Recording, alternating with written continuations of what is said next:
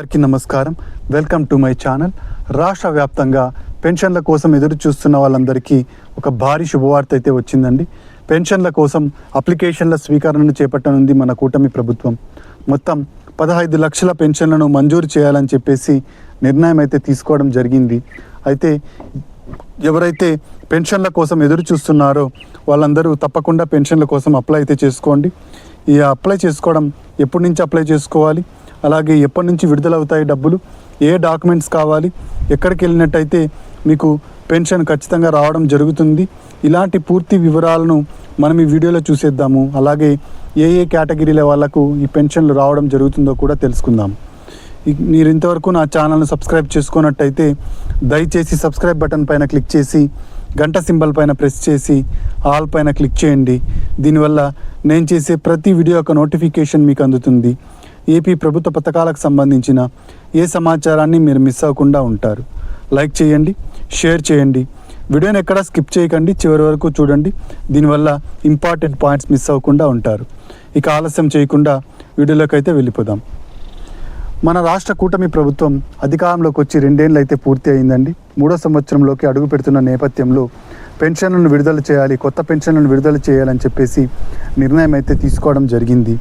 ప్రతి నెల మనకు స్పౌస్ పెన్షన్లు అయితే విడుదల చేస్తోంది కూటమి ప్రభుత్వం.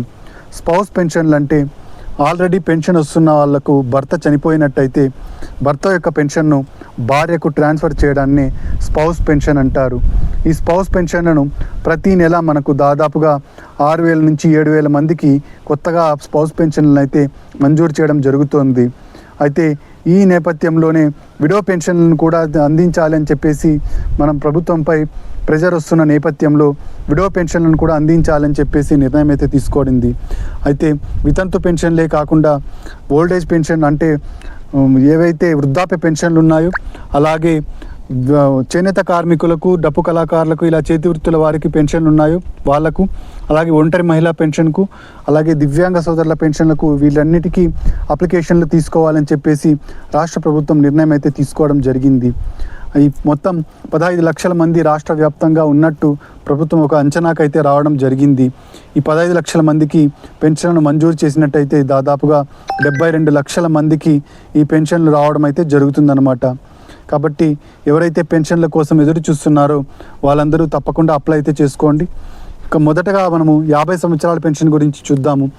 అధికారంలోకి వచ్చినట్టయితే 50 సంవత్సరాలకే పెన్షన్ ఇస్తాము అని చెప్పేసి కూటమి ప్రభుత్వం చెప్పడం జరిగింది మేనిఫెస్టోలో. ఈ నేపథ్యంలో ఈసారి ఈ 50 సంవత్సరాల పెన్షన్ను ఇవ్వాలి అని చెప్పేసి నిర్ణయం అయితే తీసుకోవడం జరిగింది. ఈ 50 సంవత్సరాల పెన్షన్ కోసం ఎవరైతే వెయిట్ చేస్తున్నారో వాళ్ళందరూ తప్పకుండా అప్లై అయితే చేసుకోండి. 50 సంవత్సరాల పెన్షన్కు కావాల్సిన అర్హతలు ఏంటో చూద్దాము. దీనికోసం ఆంధ్రప్రదేశ్ నివాసి అయి ఉండాలి. 50 సంవత్సరాలు నిండి ఉన్న స్త్రీ పురుషులు ఎవరైనా అప్లై చేసుకోవచ్చు. ఇక ఎస్సీ, ఎస్టీ, బీసీ, మైనారిటీ వర్గాలకు చెందిన వాళ్లకు అవకాశం అయితే ఉంటుంది. ఇక ఆధార్ కార్డు కలిగి ఉండాలి. ఆధార్ కార్డులో అడ్రస్ ఆంధ్రప్రదేశ్లో ఉండాలి. తెల్ల రేషన్ కార్డు కలిగి ఉండాలి. ఈ అర్హతలన్నీ ఉన్నట్టయితే 50 సంవత్సరాలకే పెన్షన్ ఇవ్వడం జరుగుతుంది. అయితే ఇంట్లో కేవలం ఒకరికి మాత్రమే ఈ 50 సంవత్సరాల పెన్షన్ ఇవ్వడం జరుగుతుంది. ఇద్దరుంటే ఇద్దరికైతే ఇవ్వడం జరగదు.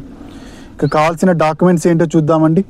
కావాల్సిన డాక్యుమెంట్స్ వచ్చేసి ఆధార్ కార్డు ఉండాలి, తెల్ల రేషన్ కార్డు కలిగి ఉండాలి, క్యాస్ట్ సర్టిఫికెట్, ఇన్కమ్ సర్టిఫికెట్ ఉండాలి, ఆధార్ అప్డేట్ హిస్టరీ ఉండాలి.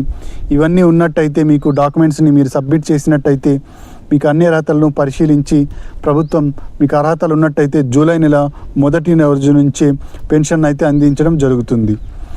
మనకు ప్రభుత్వం 12వ తేదీనే అప్లికేషన్ల స్వీకరణ అయితే చేపడుతుందండి.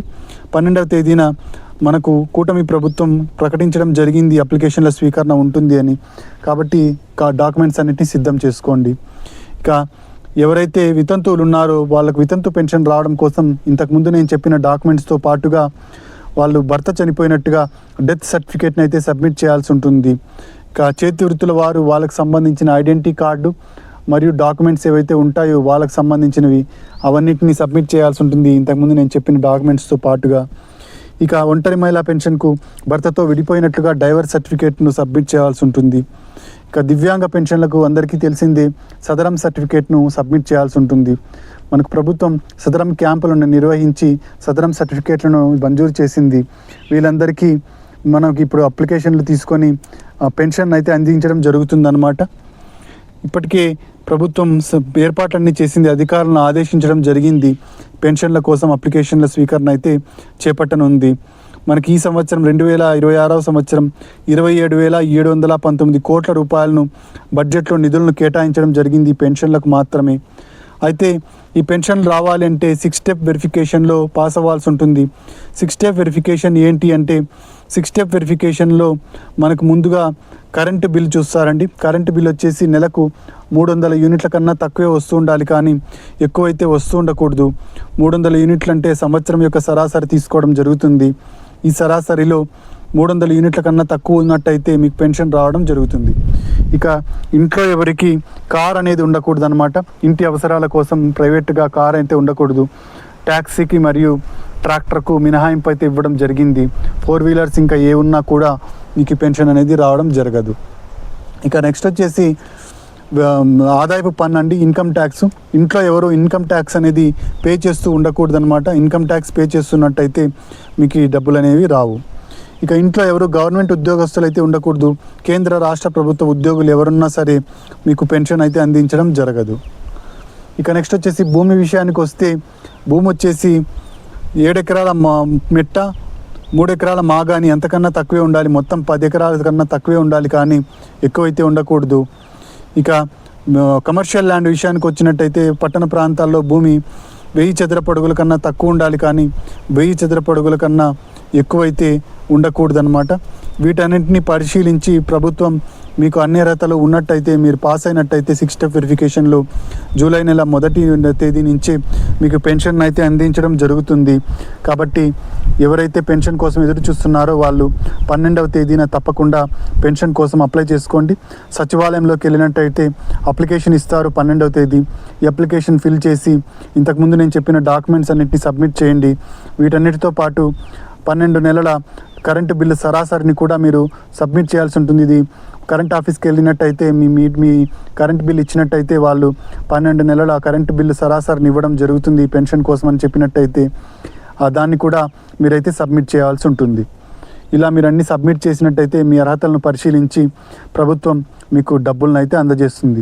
పెన్షన్ అనేది ప్రతి నెల వస్తుంది, జీవితాంతం వస్తుంది. కాబట్టి తప్పకుండా నిర్లక్ష్యం చేయకుండా అందరూ అప్లై అయితే చేసుకోండి.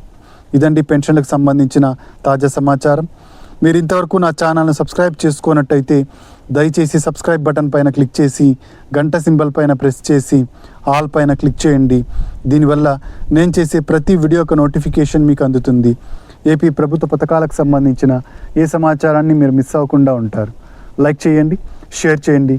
కింద హైప్ బటన్ ఉంటుంది, హైప్ పాయింట్స్ ఇవ్వడం మాత్రం మర్చిపోకండి. Thank you for watching.